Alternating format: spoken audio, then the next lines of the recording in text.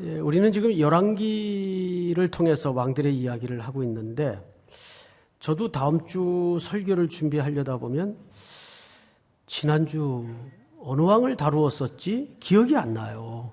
하루 생선 왕들이 많이 등장하다 보니까 그러면서 혼자 생각에 설교한 나도 잊어버리는데 성도들이 오죽하겠나.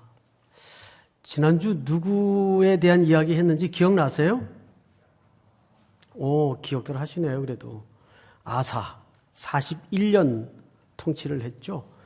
지난주는 유다 왕에 대한 이야기였다면 사실 아사는 몇 가지 특징이 있었어요. 개혁을 일으킨 왕이긴 한데 그 개혁을 왜 해야 되는지 전혀 문맥도 동기도 없이 불쑥 개혁의 왕으로 등장을 합니다. 이걸 성경 기자들의 기록법상 신적 수동형 기록법이라고 그래요. 그 말은 이 개혁의 주체가 사람이 아니라 누구라는 말이죠? 하나님이었다는 얘기예요. 자, 그런데 이 개혁은 용두사미로 끝이 났어요. 결국은 산당까지를 제거하지 못하고 그냥 적당히 마무리되면서 나중에는 아람을 지원군으로 보호 요청하는 그러한 동맹조약을 맺죠. 그러면서 용두사미로 끝이 나고 발에 병이 들어서 일어나지 못할 병이 들어서 죽죠. 자, 오늘 얘기는 그 아사왕 41년 통치 기간 동안에 두 번째 해를 맞을 때 북이스라엘에서 일어난 북이스라엘의 이야기입니다. 그러니까 포커스가 이제 달라지는 거죠. 지난주는 유다에 관한 이야기였다면 오늘은 북이스라엘 어느 왕에 관한 이야기예요.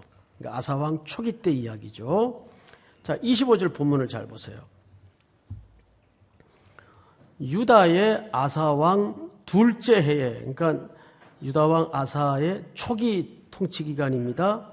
여로보암, 북이스라엘 왕이었죠. 여로보암의 아들, 이제 오늘 이제 주제가 되는 이름이 등장을 합니다. 누굽니까? 나답이 이스라엘의 왕이 되어서 몇 년을 다스렸어요?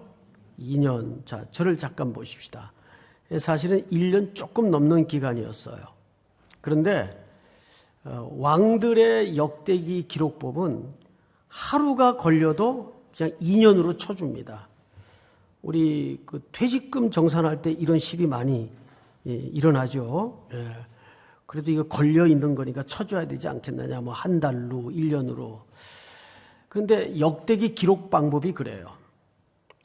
사실은 1년 조금 넘는 굉장히 짧은 통치 기간 내의 기록입니다. 그런데 기간은 짧지만 이 사람의 짧은 통치 기간 동안에 일어난 이야기는 많은 메시지를 담고 있어서 여기 기록이 된 것 같습니다. 27절을 좀 볼까요? 26절을 먼저 보십시다. 그가 나답을 두고 하는 얘기겠죠. 여호와 보시기에 악을 행하되, 악한 왕이었어요. 근데 그 근거가 그의 아버지의 길로 행하며 그가 이스라엘에게 범하게 한 그 죄 중에 행한지라. 좀 뒷말이 복잡한데 이제 직역을 하면 이런 뜻입니다. 세 가지를 설명했네요. 첫째, 나답은 어떤 왕이에요? 악한 왕이에요. 근데 그 악이 누구에게 물려진 악인가 하면 그 아버지 여로보암에 의해서 물려진 악입니다. 그리고 이제 세 번째는 그 악이 온 백성들을 죄짓게 만드는 동기가 되었다 그 말이에요. 쉽게 얘기하면. 세 가지로 설명을 했는데 오늘뿐만 아니라 이 이후에 등장하는 북이스라엘의 여러 왕들의 넘어짐 속에는 일관된 문장 하나가 눈에 띕니다. 여로보암의 길로 행했다. 여로보암의 길로 행했다라는 문장이 자주 반복이 됩니다. 오늘 첫 번째, 나답의 죄도 성경 기자는 그 아버지의 길, 여로보암의 길로 행했다 이렇게 설명을 하네요. 자, 이제 제 모습을 지금 보시면 뭐 좀 달라진 거 없어요?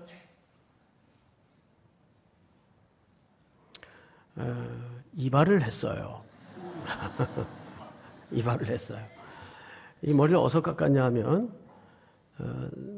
남탕 사우나에 들어가서 여자분들은 못 들어가 봤겠지만 남탕 사우나에는 꼭 한 켠에 유리칸을 쳐가지고 이발하는 의자가 놓여져 있습니다.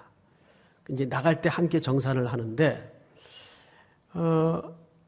머리가 좀 덥수룩해서 사우나 들어가가지고 그 의자에 앉았어요.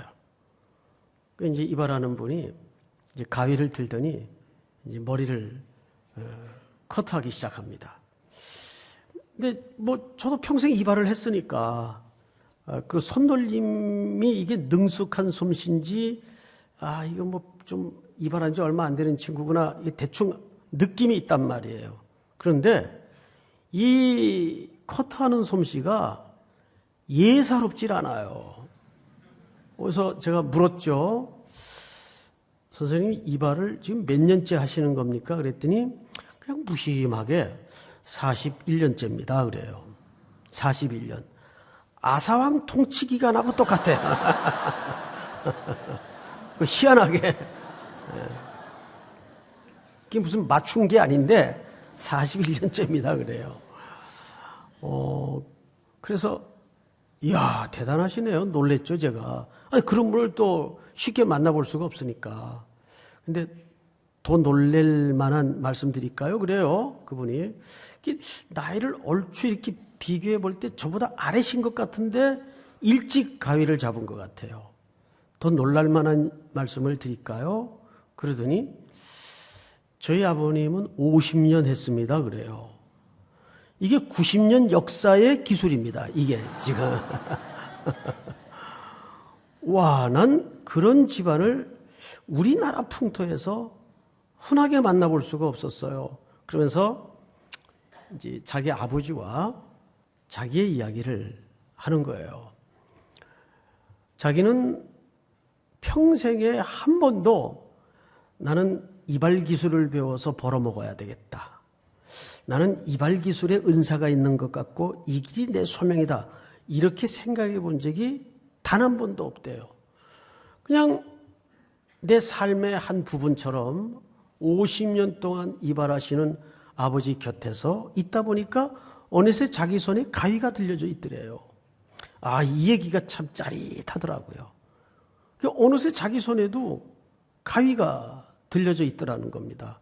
그래서 이게 그냥 업이 돼가지고 이거 하나로 자녀들 다 대학까지 공부시키고 시집장가 보내고 이제 남은 세월 그냥 소일거리 겸 이거 지금 아직까지 딱히 뭐 비용 들어가게 가게 턴에서 잡을 것도 없고 그냥 사우나에 들어와서 가위질을 하는데 자기만 해도 지금 41년째라는 거예요. 그러면서 제가 지금 건강상으로 앞으로 추정을 해보면 자기 아버지보다는 더 할 것 같대요. 실제 그렇겠더라고요. 여러분 그분에게는 이발을 할 수 있는 유전자가 물려진 겁니까? DNA가 물려진 거예요? 그게 아니잖아요. 이게 뭐죠? 그 하나의 그 집안의 내력이 되고 문화가 되고 축적이 된 거예요. 그러니까 어느 말에 제가 탁 꽂혔는가 하면 자기는 한 번도 이발을 해서 먹고 살아야 되겠다 이렇게 생각해 본 적도 없고 그런 무슨 소명을 받은 적도 없는데 어느 날 자기 손에 가위가 들려져 있더라는 거예요. 여러분 이스라엘 백성들이 또 이스라엘이 죄를 짓는 것은 여로보암의 길로 행했다라는 말은 바로 그 얘기를 하는 겁니다. 이스라엘의 죄가 이 죄 짓는 분위기가 자연스러운 것이 하루아침에 되어지는 게 아니라는 얘기예요. 어느새 가치관이 들어와서 그것이 문화가 되고 심하게는 전통이 되어 있는 거죠. 이걸 거슬러 올라가면 여로보암이 시작한 게 아니라 솔로몬 때부터 이미 서서히 이 나라 전체에 걸쳐서 깔아내린 역사의 자국들입니다. 여러분, 안중근 의사가 평생에 자기 의식 한복판에 화두로 삼고 살았던 단어 하나가 뭔지 아세요? 안중근 의사 존경은 하지만 그분이 어떤 인식을 가지고 살았는가는 잘 모르시더라고요. 역사. 그분의 화두에는 언제나 역사가 있었어요. 오늘 하루 발걸음을 내딛는데도 역사를 생각했단 말이에요. 그렇잖아요. 우리가 오늘 하루 소소한 걸음을 걷는 것 같지만 이게 다 길을 내고 있단 말이에요. 발자국이 남는단 말이죠. 그게 뭡니까? 후손들의 역사가 되고 따라올 길이 된단 말이에요. 그래서 안중근 의사는 모든 행동의 근거가 항상 역사 인식이 있었어요. 그런데 이게 가장 약한 게 지금 교회 공동체요, 기독교인들입니다. 역사 인식이 별로 없어요. 우선 나답은 여기서 무너진 거예요. 그는 먼저 왕이 되었다면 아버지의 길을 단호하게 끊었어야 옳았어요. 그런데 그게 여러분 쉬웠겠습니까? 물어봅시다. 개혁이 쉬워요? 혁명이 쉬워요? 혁명이 훨씬 쉽습니다. 왜? 혁명은 무력과 폭력으로 야 갈아엎어. 그냥 엎을 수 있어요. 무력으로. 절차 무시하고 힘으로, 힘의 논리로 가능해요. 물리력으로 굴복도 시킬 수 있고. 근데 그건 실력이 아니죠. 개혁은 왜 어렵습니까? 개혁은 설득해야 되고 가치관을 바꿔야 되고 기다려줘야 되고 한 걸음 한 걸음 헤집어서 만남이 이루어져야 되고 개혁은 혁명 이상으로 어렵습니다. 쉬운 게 아니에요. 여러분 지금 이미 이스라엘은 솔로몬 쪽부터 1000여 명의 후궁들을 궁궐 안에 유치해 놓고 각종 주변국의 우상들이 다 들어와 있어요. 그리고 그것은 그들의 경제권이 형성이 되어서 아사 왕도 처음에는 개혁의 기치를 얼마나 높이 들었습니까? 심지어는 자기 할머니까지 태후 자리를 폐위하는 결단을 했잖아요. 그런데 뭐는 제거하지 못했더라? 산당은 제거하지 못했더라. 왜? 그거 중심으로 나라 경제, 빵의 문제가 돌아가고 있으니까 그게 어디 쉬웠겠나 이 말이에요. 못하는 겁니다. 그러면서 그는 꼬리를 내리기 시작하더니 비참한 말로를 그려내고 있지 않습니까? 나답은 1년 조금 넘는 짧은 통치 기간 동안에 그는 여로보암의 길을 쫓았더라. 여로보암의 아버지의 길을 따라. 제가 얼마 전에 그 무슨 프로인지는 지금 선명하게 기억이 안 나는데 모든 대한민국 남자들, 특별히 기혼자들의 공공의 적이 한 분 계시죠? 우리나라에. 최수종 장로라고 있어요. 그분이 장로님이세요. 그분이 TV에 나와서 사회자하고 대담을 하는데 자기는 한 번도 아내를 위해서 이벤트를 해줘야 되겠다, 잘해줘야 되겠다 생각한 적이 없대요. 이게 자기는 마치 그 아내를 위해서 태어난 것처럼 모든 우주가 아내를 중심으로 돌아가게 만들어진 것 같대요. 확 짜증이 나더라고요. 뭐 그런 말을 이렇게 공개적인 자리에서 하나. 그러면서 그 후에 자기 집안 얘기를 좀 하더라고요. 그리고 특별히 그 집안 이야기 중에 아버지 얘기를 가슴 아프게 하는데 아버지가 청와대 안에 근무하셨던 고위 공무원이었답니다. 그래서 잘 살았대요. 그러면서 그렇게 넉넉히 잘 사는 아버지가 우선 자기들에게, 자식들에게 그리고 무엇보다도 자기 어머니에게 존중하고 예의를 지키고 한 번도 언어를 거칠게 쓴 걸 들어본 적이 없대요. 항상 존경어로. 이렇게 사시는 모습을 보면서 마치 자기 눈에는 어릴 적에 아버지가 정말 어머니를 얼마나 사랑하시는지, 얼마나 위하시는지, 어머니는 이렇게 섬겨야 된다, 이렇게 배워본 적도 없고 가르침을 받아본 적도 없지만 이게 이렇게 이슬비에 옷이 젖듯이 그냥 젖은 거예요. 이게. 그러면서 그대로 자기가 인격 속에 형성이 된 겁니다. 이게 뭐죠? 이게 무슨 그런 유전자가 따로 있는 게 아니에요. 집에서 아버지가 엄마를 때리고 학대하고 거친 언어로 쏴대고 그렇게 자란 애들은요, 뭐라 그러는지 아세요? 나는 절대 저런 아빠, 저런 남편은 안 될 거야? 안 돼요? 나와요, 그게. 그게 나온다고요. 그게 일본 속담에 무서운 속담이 하나 있죠. 아들은 아버지의 등을 보고 자란다. 여러분, 아들은 아버지의 등을 보고 자란대요. 그보다 무서운 얘기가 어디 있을까요? 제가 어제 이 설교를 대충 이제 마무리해 놓고 이제 아들하고 저녁을 먹는데 물어봤어요. 너는 살면서 조심스럽더라고요. 질문을 하는데 아버지한테 영향받은 게 뭐 있냐 그랬더니 영향이요? 이러저러 생각하더니 한참 대답을 못해요. 그래서 그럼 영향받은 게 없어 너는?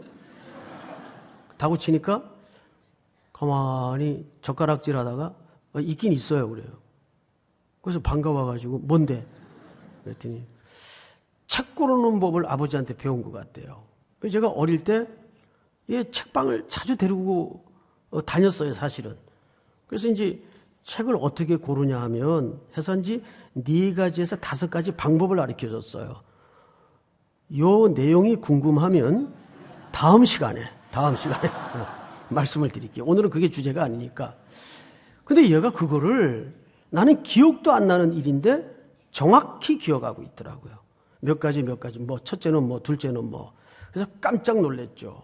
야, 참 아들 앞에 삶을 살아낸다는 게 무섭구나. 여러분, 그런 겁니다. 이 나답이 이런 악의 행동이 하루아침에 형성되거나 나오는 게 아니라 온 나라가 그것이 이제 문화가 되었고 전통이 되어서 그 끝에는 전통까지 만들어지면 이게 어떻게 되는지 아세요, 여러분? 이게 옳은 건지 틀린 건지 구분을 못하게 됩니다. 전통이 이루어지면. 그래서 전통과 문화는 간단한 문제가 아니에요. 굉장히 복잡하게 얽혀 있고 가치관이 뒤섞여 있어서 쉽게 끊어내거나 떨쳐낼 수 있는 문제가 아니에요. 그래서 역대 왕들이 이렇게 실패하는 겁니다. 이 왕은 2년 채 통치를 못하고 죽어요. 근데 그 죽음이 참 신기해요. 아이러니해요. 오늘 이 얘기를 하다가 거의 열왕의 이야기는 끝이 날 것 같은데 어쨌든 열왕기 이야기는 다음 주까지만 하겠어요. 다음 주에는 4왕을 싸잡아 가지고 끝낼 거예요. 다음 주에는. 어쨌든 열왕기를 이제 왕들의 이야기는 여기서 중단을 하고 이제 엘리야 이야기로 조금 쉬었다가 넘어가려고 합니다. 자, 오늘 그러면 나답은 어찌 죽나? 그 죽음의 그 신비한 하나님의 방식을 좀 우리가 보도록 하죠. 27절을 한번 같이 읽습니다. 27절 시작. 이에 이사갈 족속 아이야의 아들 아사가 그를 모반하여 블레셋 사람에게 속한 기브돈에서 그를 죽였으니 이는 나답과 온 이스라엘이 기브돈을 에워싸고 있었습니다. 이거 좀 설명 좀 드려야 됩니다. 저를 보세요. 이 좀 복잡한 역사가 여기에 막 엉켜 있어요. 그래서 설명을 좀 들으면 금방 여러분 수준 정도면 이해가 될 것 같아요. 뭐 어려운 설교를 한두 해 들었습니까 지금? 무슨 얘기냐 하면 나답이 왕이 되자마자 제일 먼저 착수한 게 전쟁을 벌였어요. 그것도 어디와 전쟁을 벌린 건가 하면 블레셋과 전쟁을 벌린 거예요. 블레셋 나라 때문에 전쟁을 벌린 게 아니고 블레셋 지역 안에 있는 기브돈이라는 지역이 있어요. 여기는 어마어마한 전략 요충지입니다. 여기만 선전하면 그 지역은 다 먹는 거예요. 그래서 역사의 실제 기록에 보면 이 기브돈을 점령하기 위해서 애굽의 왕도 들어왔던 적이 있고 저 북쪽에서는 아수르 왕도 여길 먹으려고 들어왔던 적이 있어요. 그 정도로 요충지예요. 근데 여기를 나답이 왕이 되자마자 백성들을 끌고 가서 에워싸고 포위를 하고 있는 겁니다.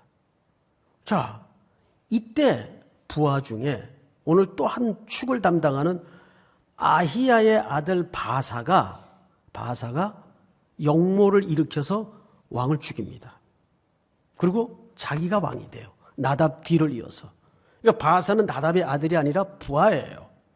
역모가 전쟁 중에 일어난 거예요. 자, 그러면 우리는 이 바사와 나답의 관계를 조금 뒤로 밀어놓고 우선 이 기브돈이라는 지역의 그 역사적 뿌리에 대해서 공부를 좀 해야 돼요. 뭐냐면 기브돈은 블레셋 안에 있다 그랬죠? 이 블레셋이라는 나라는 원래 존재하지 말았어야 될 나라예요. 근데 그 존재하게 된 이유를 여러분들이 알면 기가 막힐 겁니다. 여호수아가 오래전 일이죠. 가나안 땅을 다 먹어 들어갔어요. 하나님의 명령을 따라. 왜? 밟으면 죽겠다 그랬으니까. 그러니까 이 가나안 땅이라는 전쟁의 본질은 무력으로 규모와 규모를 대비시켜서 전략과 전투와 병력으로 이기고 싸우는 전쟁이 아니었어요. 이 가나안 전쟁의 본질은 하나님께 그분을 의지하고 순종하느냐 못하느냐를 연습하는 전쟁이었어요. 그리고 이제 퍼센트지로 따지자면 가나안 땅의 99%를 점령했습니다. 1% 정도 해당하는 지역이 가드, 가사, 아스도디 있는 이 블레셋 지역이에요. 이 지역이 남겨졌는데 웬걸 여호수아서를 보면 이쯤에서 여호수아가 전쟁을 끝내요, 그냥. 자, 이 끝내는 이유가 아주 맹랑합니다. 이거 뭐 99 먹었는데 1% 정도 남겨놔야 평화를 유지하고 전쟁을 끝내도 아무 지장이 없는 거예요. 누구 생각에? 인간의 생각에. 그러니까 이 전쟁의 원리를 살짝 깜빡했죠. 이 전쟁은 세력과 세력의 퍼센트지나 비교 논리에 의해서 말고 할 전쟁이 아니거든요. 규모와 규모를 비교해서 끝내고 또는 해야 될 그런 성격의 전쟁이 아니거든요. 이 전쟁은 오로지 하나님이 하라 그랬고 점령하라 그랬고 죽이라 그랬으면 점령하고 죽이는 게 전쟁의 원리예요. 그런데 인간의 생각에 이 정도 남겨놔야 우리 평화 유지하는데 아무 방해도 안 되고 이건 규모로 비교해 볼 때 99대 1 정도밖에 세력이 안 돼요. 언제든지 이건 가서 그냥 밟으면 밟힐 수 있는 지역이에요. 남겨둔 거예요. 불신앙이죠. 불순종이죠. 어떻게 됐나요? 이 지역이 바로 블레셋이라는 나라로 일어납니다. 이러면 여기에서 누가 일어나죠? 골리앗이 일어나잖아요. 그래서 그 어마어마한 자이언트 앞에 이스라엘 초대왕 사울이 벌벌 떨잖아요. 얼마나 역사가 아이러니하고 무섭습니까? 너희들이 크기의 이해로 이 전쟁을 그만둬 거기서 골리앗을 일으켜요. 그리고 그 크기 앞에 이스라엘의 초대왕 사울은 압도되어서 벌벌 떱니다. 이게 얼마나 끔찍한 그림입니까? 그런데 지금 나답이 그런 하나님의 명령적 차원에서 블레셋을 먹겠다는 게 아니라 그 기브돈이라는 지역은 전략 요충지이기 때문에 통치술의 한 방법으로서 전쟁을 벌린 거예요. 이때 바사가 세상의 부하가 전쟁 중에 역모를 일으켜서 왕을 죽여버립니다. 자기가 왕이 돼요. 그런데 기겁을 하게도 이 바사가 누구의 아들이냐 하면 아히야의 아들이에요. 저를 보세요. 성경 보지 말고 여러분 그냥 상식선에서 지금까지 쭉 열왕기상을 들어오다가 아이야가 어디서 많이 들었던 이름인데, 자, 어디서 들었던 이름이에요? 그렇지, 선지자의 이름이죠. 그런데 이 사람은 선지자가 아닙니다. 선지자의 이름과 같은 이름을 가졌어요. 자, 이게 참 역사를 기술하는 성경 기자의 절묘한 기법이에요. 그러면 이 아이야는 당연히 선지자가 아니에요. 여기 바사의 아버지는. 근데 이름이 같아요. 선지자예요. 이름이. 그러면 이 아버지 바사는 이 아버지 이름을 기억하고 거론될 때마다 누가 생각이 나야 돼요? 당연히 선지자 아이야가 생각이 날 수밖에 없어요. 그 아이야는 바로 이들의 선조인 여로보암에게 무엇을 선포했던 선지자입니까? 길에서 만나 새 옷을 입고 12조각을 내서 여로보암에게 왕이 될 것을 예고했던 선지자예요. 이렇게 두 가지를 설명했어요. 길에서 네가 이제 이 10조각을 찢어받아서 이스라엘의 왕이 될 것이다. 왕이 되면 첫째, 복을 말하겠다. 다윗의 길로 하나님의 율례와 율법을 따르면 너는 네 위가 영원히 견고하게 될 것이다. 그러나 다윗의 길을 따르지 않을 경우에는 너는 멸망하게 될 것이다. 너희 후손들을 새들이 와서 먹고 처참한 종말을 맞이하게 될 것이다. 이걸 예언했던 선지자가 아이야 선지자예요. 근데 이 바사, 나답을 죽인 바사의 아버지 이름이 아이야예요. 그러면 이 아이야라는 이름이 거론될 때마다 바사는 당연히 누구를 생각해야 맞는다고요? 그 선지자를 생각해야 맞아요. 선지자를 넘어서 그 선지자가 선조에게 약속했던 하나님의 말씀을 기억해내야 맞는 거예요. 그렇죠, 여러분? 그런데 바사는 아이야라는 선지자 이름과 같은 아버지를 두었음에도 불구하고 그 언약을 지키지 못합니다. 그리고는 여전히 성경 기자는 이 바사의 말로를 이렇게 장식하고 말죠. 여로보암의 길로 행하였더라. 끊어내지 못했어요. 이제 거의 다 왔어요. 결과는 어떻게 됐나요? 하나님께서 아이야 선지자를 통해서 하신 말씀대로 그대로 이루어집니다. 자, 성경을 한번 볼까요? 16장 1절서부터 여호와의 말씀이 하나님의 아들 예후에게 임하여 바사를 꾸짖어 이르시되 내가 너를 티끌에서 들어 내 백성 이스라엘 위에 주권자가 되게 하였거늘 내가 여로보암의 길로 행하며, 자, 여기 정확하게 누구의 길로 행했다고 돼 있죠? 여로보암은 누가 왕으로 예언했던 왕입니까? 아이야 선지자가 왕으로 예언했던 왕이에요. 자, 그런데 3절 다 같이 시작. 내가 너 바사와 내 집을 쓸어버려 내 집이 느바세 아들 여로보암의 집같이 되게 하리니. 바사에게 속한 자가 성읍에서 죽은 개가 먹고, 죽은 즉 개가 먹고 그에게 속한 자가 들에서 죽은 즉 공중의 새가 먹으리라 하셨더라. 자, 앞을 보십시다. 바사는 사실상 아이야의 예언대로 이런 종말을 맞이합니다. 이것은 무엇을 드러내는 사건인가 하면 여호와의 말씀과 같이 되었다라는 뜻이에요. 여호와의 말씀과 같이 되었다. 결론. 열왕기 서론 시간에 제가 여러분들에게 분명히 이런 얘기를 했어요. 열왕기서라는 책이 쓰여진 시기가 언제냐? 그리고 이 글을 그때 읽어야 했던 첫 번째 독자가 누구냐? 세 번째, 이 독자들이 처해 있던 상황은 어떤 상황이었는가? 이걸 알아야 열왕기의 전체 얼개가 통전적으로 이해가 된다고 말씀을 분명히 드렸어요. 물론 기억 못 하시겠지만, 자, 다시 여쭤볼게요. 열왕기 책은 언제 기록이 됐나요? 포로기에 기록이 됐어요. 이스라엘 백성들이 이렇게 해서 이런 점철을 밟다가 다 망해가지고 바벨론 포로에 붙들려가 있을 때 하나님께서 한 선지자의 붓을 들게 해서 이 글을 씁니다. 그러면 두 번째, 당연히 이 글을 그 당시 읽어야 됐던 첫 번째 독자는 누굽니까? 포로들이에요. 히브리 노예들이에요. 세 번째, 그들의 역사적 정황은 어떤 상태였죠? 매일 등짝에 채찍이 날아들어요. 그리고 그 중동의 뜨거운 햇볕 아래서 등이 터져가며 매일 땅을 파고 그 물 없는 곳에다가 관계수로를 놔야 돼요. 그래서 시편에 보면 이런 노래가 나오죠.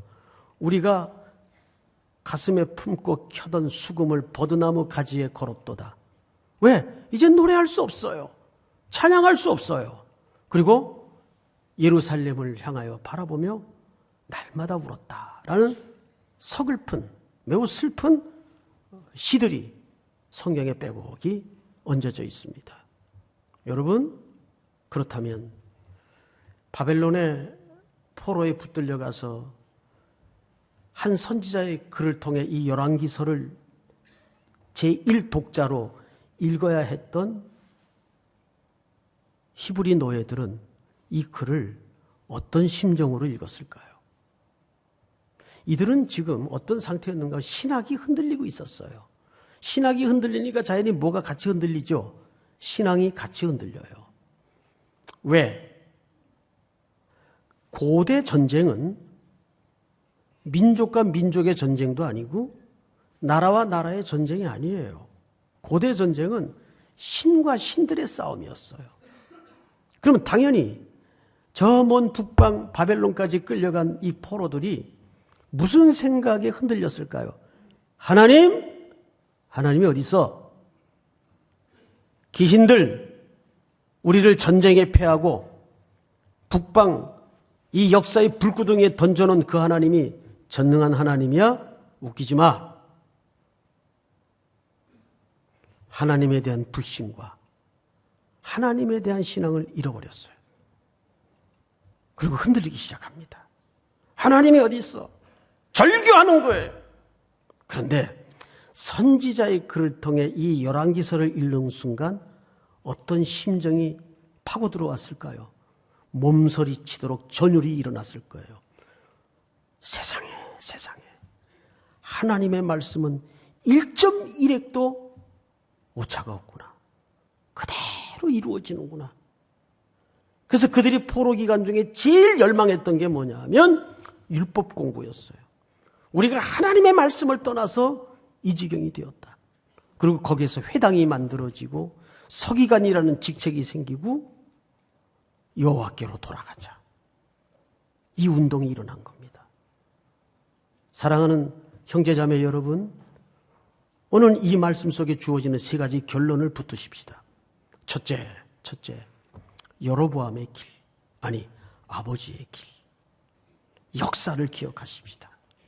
우리 가정 안에, 내 생애 속에, 공동체 안에 여로보암의 길은 없는가? 하나님을 향한 역사의 길을 만들어 놓고 있는가? 내 소소한 일상 한 걸음 한 발자국이 남아서 역사가 된다는 걸 잊어버려서는 안 돼요. 그리고 나답은 기브돈이라는 요새를 향하여 통치술의 하나로 전쟁을 벌여야 됐던 것이 아니라 전쟁의 전선을 잘못 이해하고 있었어요. 그러면 나라가 안위될 줄 알고 평안해질 줄 알았어요. 먼저 벌여야 됐던 전쟁은 무엇이었을까요? 여로보암의 길을 끊어내는 겁니다. 온 나라에 빼곡이 들어차 있는 우상 숭배와 먼저 전쟁을 벌였어요. 옳았어요. 맞죠, 여러분? 결과는 어떻게 됐나요? 말씀과 같이 되다. 이거를 지금 신학과 신앙이 흔들려 있는 포로들이 이 첫 번째 독자로 이 글을 읽으면서 하나님의 말씀의 어미와 그 두려움 앞에 전율을 느끼고 있는 거죠. 우리가 이 예배의 자리에 와서 그거 하나만 건져도 또 한 주를 살아낼 수 있는 동인을 붙들고 나가는 겁니다. 사랑하는 형제자매 여러분, 또 한 주 여러분들이 걸어가는 발자국 하나가 그런 선한 하나님의 역사가 될 수 있기를 주님의 이름으로 축원하고 축복합니다. 우리 다 일어나십시다. 세상의 유혹 시험이, 우리 찬양하십시다.